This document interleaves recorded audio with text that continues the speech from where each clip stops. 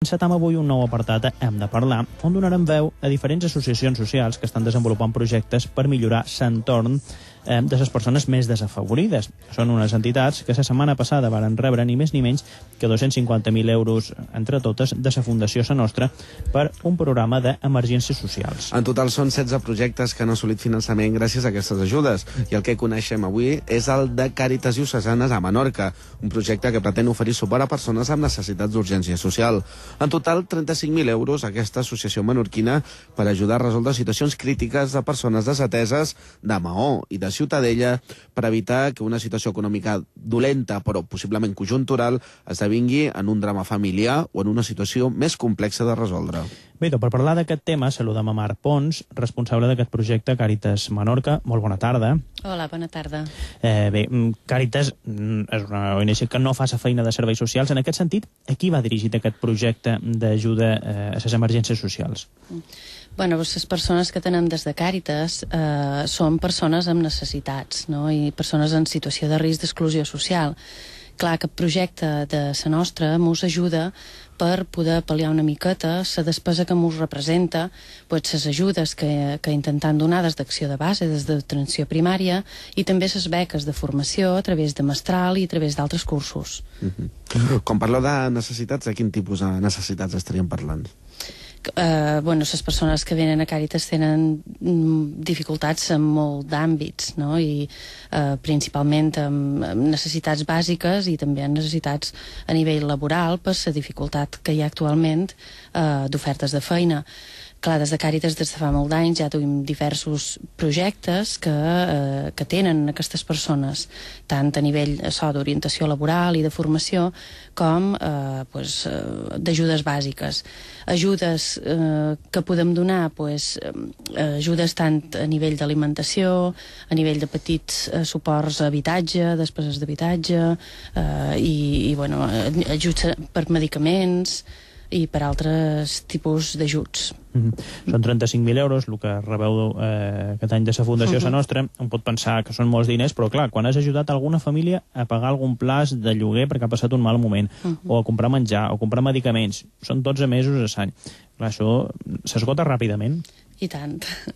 Són 35.000 euros i sí que són de gran ajuda, però les despeses que anualment des de Càritas fem en aquest sentit són molt superiors, principalment no només perquè intentem ajudar amb coses, com dius, per exemple, amb un lloguer o amb un ajut per pagar un rebut de vivenda, sinó perquè intentem fomentar més la promoció de les persones, per tant, donant molta importància a les beques, no? Les beques d'assistència tant a nivell de formació i això i a mestral, en el taller prelaboral. Heu detectat el darrer any una demanda de persones que us sol·liciten aquest servei? Un augment de la demanda? Sí. I tant. Per exemple, dins el 2009, el nombre de persones que vam atendre en el servei d'atenció primària van ser 829 i va representar un 15-20% més en relació a l'any anterior, per exemple, que ja havia tingut un augment respecte al 2007. Atribuïble, supos que directament a la crisi, hi ha més persones que necessiten de la vostra ajuda.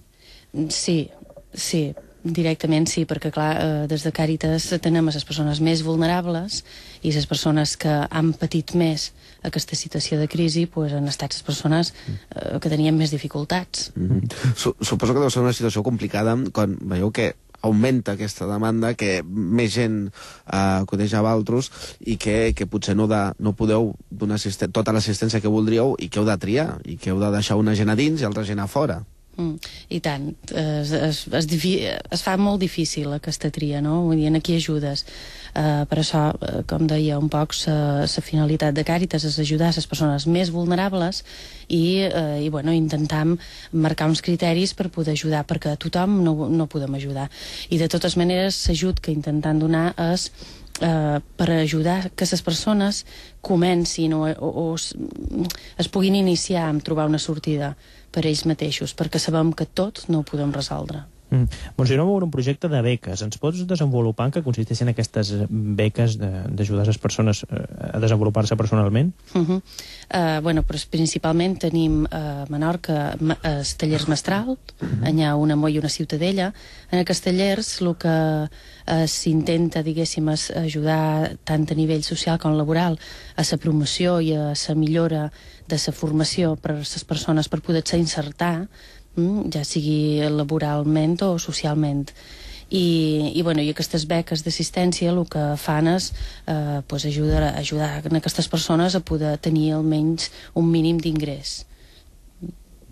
És a dir, fer una petita feina que els ajudi a formar-se i rebre una renda, o com funciona? Sí, reben el que nosaltres dèiem una beca d'assistència, vull dir, els dies que assisteixen en el taller tenen aquesta beca. Allà el que es fa és un poc la feina a vegades tan bàsica com intentar que aquestes persones puguin assistir només pel fet d'aprendre els hàbits més bàsics, més prelaborals, per poder a la llarga poder tenir una feina. Quin seria el perfil tipus de la persona que requereix d'aquesta assistència, d'aquestes ajudes? Tant a Mestral com les d'acció de base? Sí, efectivament. Bueno, doncs, en principi, clar, atenem a tot tipus de persones. Majoritàriament poden ser persones amb encàrregues familiars, dones, moltes d'elles totes soles, i també persones d'entre 25 i 45 anys que es troben en dificultats per trobar una feina. Us trobeu algunes constants en el fet, per exemple, us trobeu gent que pateix addiccions o immigrants, per exemple, alguns... Més que constants, això són... hem vist un augment de persones que, com deia antes, no? Si les persones que tenim nosaltres són les més vulnerables, ara encara s'hi han tornat més, per dir-ho així. Clar, de cada vegada ens trobam amb un augment de persones que tenen dificultats per accedir a recursos normalitzats, per accedir a altre tipus de recursos, i clar, amb això també hi entren persones que puguin estar amb problemes de malalties, amb problemes més crònics, que els hi dificulta tot això, no? Tota aquesta inserció. Una cosa que és important destacar, que ho comentàvem en el començament, és que les ajudes que prestau, les que estan dins aquests projectes, no substitueixen en els serveis socials que pugui tenir les administracions, els ajuntaments, el Consell Insular, etc. Com es distingeix quan és una ajuda conjuntural que vosaltres pugueu prestar, que pugui tenir un inici, un final, que pugui ser de curta durada, amb una ajuda que pugui allargar-se amb el temps, que pugui ser més contínua? Clar, això en la pràctica deu ser difícil de distingir.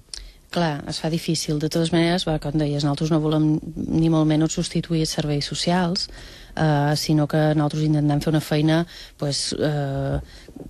conjunt amb ells, no? I en molts de casos es valora conjuntament quin tipus d'ajut se'ls hi pot donar, si de serveis socials o que puguin estar en nosaltres, no? amb un de nosaltres.